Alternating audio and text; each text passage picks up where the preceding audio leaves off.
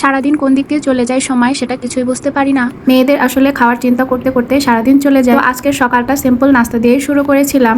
নাস্তাটা যদিও সিম্পল, কিন্তু আমার এরকম হালকা পাতলা খাওয়ারই ভালো লাগে। আমার ভারী খাওয়ার একদমই ভালো লাগে না সকালে। তো আমি এখানে আম, খেজুর এবং ডিম সিদ্ধ নিয়েছিলাম। আম, খেজুর এবং ডিম সিদ্ধ হলে আমার আর কিছুই লাগে না। আর আমি ডিম একদমই লবণ ছাড়া খেতে পারি না, তাই লবণ দিয়ে খেয়ে নিই। আমি লবণ ছাড়া ডিম খেতে পারি না। আর এই যে কুসুমটাও খুব নরম থাকা লাগবে। তো আমি খাওয়ার দাওয়ার খেয়ে দুপুরে রান্নায় চলে গেছি। এখানে কেটে নিয়েছি কাঁকরোল। কাঁকরোল আমি আজকে মাছের ডিম দিয়ে ভাজি করব। মাছের ডিম দিয়ে কাঁকরোল ভাজি খেতে কিন্তু অনেক ভালো লাগে।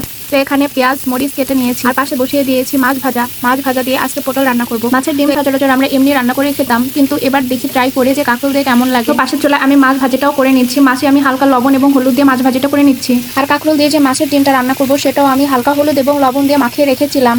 মাছের ডিমটা ভাজা হলে এবার কাঁকরোলগুলো দিয়ে দিলাম।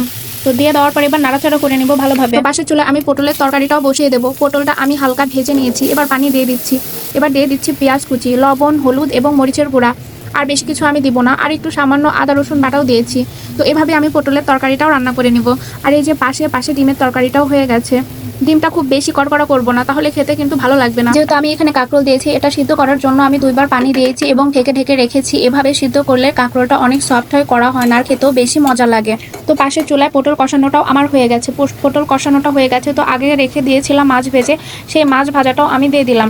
মাছ ভাজি করার সময় তেলটা খুব বেশি গরম হয়েছিল না, তাই কিছু কিছু মাছ ধরে গিয়েছিল, এজন্য কিছু কিছু মাছের স্কিনটা উঠে গিয়েছে। তো আমি পটলের তরকারিতেও পর্যাপ্ত পানি দিয়ে দিয়েছি। খুব বেশি পানি দিবেন না, মাছের সবসময় অল্প পানিতে সিদ্ধ করতে হয়, তাহলে মাছের টেস্ট এবং পুষ্টিগুণ ভালো থাকে। তো আমার ডিমটা রান্নাটাও অলরেডি ডান হয়ে গেছে। অল্প একটু ভেজা ভেজা আছে, সেই ভেজা ভেজা মোড়টা আমি দিয়ে দিচ্ছি সামান্য পেঁয়াজ। এই পেঁয়াজ কুচিটা দিলে আপনার রান্নাটা হয়ে যাবে দুর্দান্ত। পেঁয়াজ কুচিটা দাঁতের নিচে পড়বে আর খেতে কিন্তু দারুণ লাগবে। এগুলোই ছিল আজকের রান্না বান্না। তো আমার রান্না অলরেডি কমপ্লিট হয়ে গেছে, এখন আমি খেতে বসে গেছি। আমি এখানে সাদা ভাত নিয়ে নিয়েছি, আর নিয়ে নিয়েছি যে কাঁকরোল দিয়ে ডিম রান্না করেছিলাম সেই ডিমের তরকারিটা, আর নিয়েছি পটল দিয়ে তরকারিটা। রান্নার কালারগুলো কিন্তু অনেক বেশি ভালো হয়েছে এবং রান্নাটা খেতেও অনেক বেশি মজা হয়েছিল। তো আমি মাছের ডিম দিয়ে খেয়ে নিচ্ছি। মাছের ডিমটা কিন্তু আমি ফার্স্ট ট্রাই করেছি, কিন্তু আমি এতটুকু হতাশ হইনি। এভাবে আমি এখন থেকে নেক্সট টাইম খাবো, আপনারাও বাড়িতে ট্রাই করবেন। আর মাছের তরকারিটাও হয়েছিল দুর্দান্ত। সবাই ভালো থাকবেন, সুস্থ থাকবেন, আমার জন্য বেশি বেশি দোয়া করবেন যেন নেক্সট টাইম আর মজার মজার রান্নার রেসিপি শেয়ার করতে পারি। তো আল্লাহ হাফেজ।